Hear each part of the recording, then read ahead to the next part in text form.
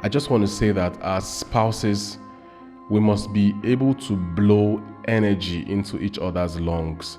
Hello, everyone. Obo Joseph, you're welcome to House of Utterance. It's so good to be here once more, and I'm very confident that out there, a lot of marriages are keeping it real, relationships keeping it real. Everybody is doing their bit to ensure that, the grease that runs the marriage, the oil that flows through every marriage is having its optimum feel, and frictions are reducing and all of that. Yeah, but very quickly, I was just thinking recently, and I was thinking about my vows, and I got my thoughts now took me back to the day that I got married. I can still see that picture right in front of me, and one thing that stood out for me basically was when the pastor said, do you take this woman to be your lawfully wedded wife, to have and to hold, in sickness and in health. I don't think they used that sickness and health then, but all those marital slogans that were used that day. And it now just dawned on me that before I said yes, I realized that I have never really taken time to think about what those vows really meant. I've attended a lot of weddings, and everything just felt like it was cliche, kind of. And when the pastor said that, and I was to answer that question, it took me like almost 60 seconds. I was mute. I was looking into my wife's face. I actually cried. The tears kind of dropped down. I was trying to hold it, but at the same time, I was also thinking about the import of those statements. Like, I was like, am I really, is this really what I'm signing up to? Am I going to keep to these vows? Am I going to, I wasn't, it was almost like it was at that same spot.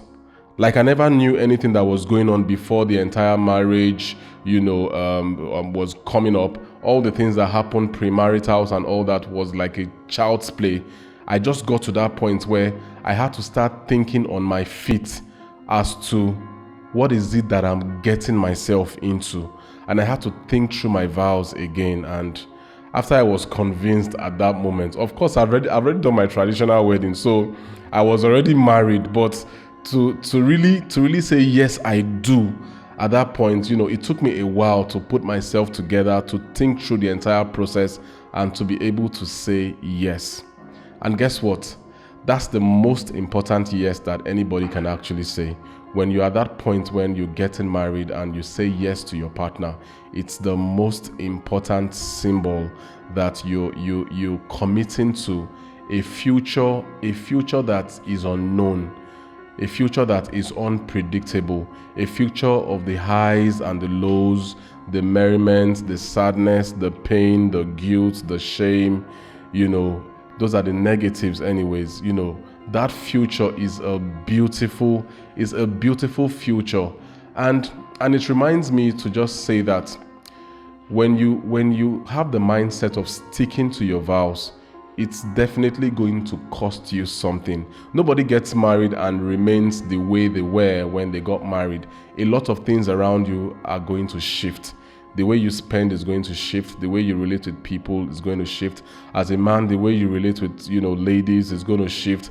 The way you hang out, all the things that you normally would do when you were single, all of those things are in a constant state of motion and shifting. It's just like sporadic movements all around. And sometimes it could really weigh you down once in a while. Then you now get to the point where you're still dealing with maybe your partner, wife or husband. Then you now have children. Oh my God, life is not easy. I tell you, when you decide to choose a partner, then when you have children, just know that I don't even know how our parents did it. Like my dad and mom had 7 of us. 1, 2, 3, 4, 5, 6, 7. 7 children with different mannerisms. Like how did they cope to raise 7 children? And these days we are battling with raising 2, raising 3, even raising 1. Sometimes you have one child who is almost like 3 children all in one. All of that stress, all of that is really draining on us. And it's really interesting That when we get to that point where we say yes and you want to be a father, you say yes to being a mother, you say yes to being a wife, do you really understand what it means to be a father? Do you understand what it means to be a wife? Do you understand what it means to be a mother? Do you understand what it means to be a husband man, a wife woman? So these responsibilities, they've come a long way in shaping us, in telling us how we should go, who we should become, what we should do, how we should speak. Sometimes I see my dad when he eats, like he eats, he's almost like the last person to eat, and even when he's done eating, he will still share from what he has to everybody. As a father, are you that guy that, like, you start eating, you rush your food, you finish everything on your plate, you don't even think, like, maybe kids might have eaten already, but sometimes they are just always hanging around looking for something else and all that. Like, so much, it takes a whole lot to really be a father to your children, to be there for them, their homework, things about their lives, to be there for your wife as a husband. Are you that father who is just so concerned all about work that you don't have time to spend with your spouse? Are you that wife who is so concerned about a lot of other things, work inclusive, that you don't have time to spend with your children, with your husband? Like, what are the things that you can actually do differently? What can you do differently to tell a unique story about your experience, the experience that you want to leave behind for your children to remember? What can you do differently? So this video really, it's about you taking your vows more seriously and being a more responsible parent, being a more responsible father, being there for your kids. Like yesterday, my son, I don't even know what was really going on with him, and all of a sudden he kind of messed himself up and he was sleeping, and I was like, wow, should I wait for my wife to do this? Should I do this? Should I wait for her to do this? Should I do this? And my wife was also sleeping. Should I just pretend like I didn't notice that he was all messed up? And all of a sudden, like, that father instinct kind of just came into me, like, I just felt that superpower. I went, I cleaned him up, I did all of those things, and I felt so good. I laid him back to rest. I watched him sleep again, those very beautiful feelings. So it's really interesting. It's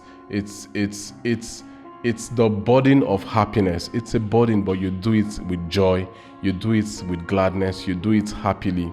And just before I wrap this up, I just want to say that as spouses, we must be able to blow energy into each other's lungs, because sometimes as a man, you are up high there, your emotions are top notch, your wife's emotions are not top notch. You should be able to come down from your high horse, come to her level, try and see how you can help her to put things together around her frame of mind.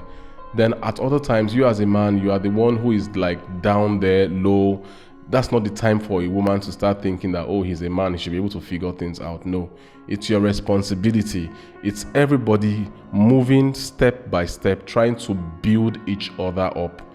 Just like the Bible talked about building up your faith, you have to build. It's something that you must put block on block, precept upon precept. Like, you should be able to come up with an entire framework for your family, something that works for you.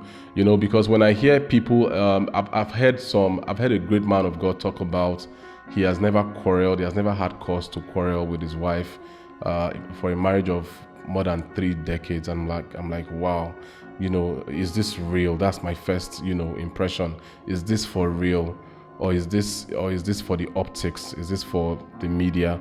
Because really, with different people, sometimes we come into that place where there is friction, but we must always remember that even in a state of friction, it's our job to mend the broken fences. It's our job to mend the fences, because what the devil is really looking out for, he's looking out for couples, for spouses that would not take the time to clear out their minds, to speak genuinely to one another, to air their views in a genuine format. He's looking for that crack in the wall. The devil doesn't need an entire football field to operate.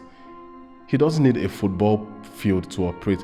He just needs that little hole, that distrust, that resentment. He's looking for the little things. We might be thinking that he's all for the big things. No, he's not all for the glam. He's just looking for something little. You haven't been able to communicate rightly with your partner. The devil is hanging around, that your miscommunication or lack of communication. You haven't necessarily been able to say the truth to your partner about something, or your partner is that kind of person who doesn't necessarily like hearing things in a hard format, and you're thinking, how do I pass this message across? He's looking for those loopholes. And if you check out, loopholes are not like ditches. They are just loops around the holes. Loopholes are loops around the holes. For God's sake, who said that? So it's your job. And I just want to pray with you out there. For those of us who are having challenges in our relationship, having challenges in our marriages, I just want to trust God with you, that God will give you the grace. He will give you the wisdom to be able to come together as a unit, as that unit that God designed himself to make your family a very powerful family. Don't get to the top without your family. It's the most important unit. In fact, when I look at my dad's life and I look at his life way back some like 10, 15 years ago, the way people were around him, like right now, I just realized that just his kids, his brother, like people who are like inner circle people are the only people that are necessarily around. So do not be carried away by work. Do not be carried away by the glam. Do not be carried away by activities in church. Create time. Create time for your family. Let's build a better family so that we can build a better community. Then we can build a better nation, and we can build a better Nigeria. It has to start with us building ourselves first. So please, when you're rising up, when you're moving at that speed, do not neglect to move with your spouse. Do not neglect to move with your children. You need to carry everybody along. And it's not just a husband's job, it's not just a man's job, because sometimes even as men, we are so weak that we cannot even lift ourselves up. And many times we are shy to even discuss our weaknesses. We are shy to talk about our shameful moments. Who do we talk to? So if as a woman out there, you notice that your husband is in that down place, it's your job to rise up for him. Be there for him. As a man, you notice that your wife is at that low point. It's your job. It's your job to pick her up. We must never always be at a 90-10 level. Best still, we can always operate at a 100-100 level, even if that's not realistic. It's your job to help lift up and not to pull down. Till I see you on the next video, do have a very wonderful marriage, a very wonderful relationship, and may God continue to direct you and give you the wisdom to do that which you must do in this season. And lest I forget, stick with your vows.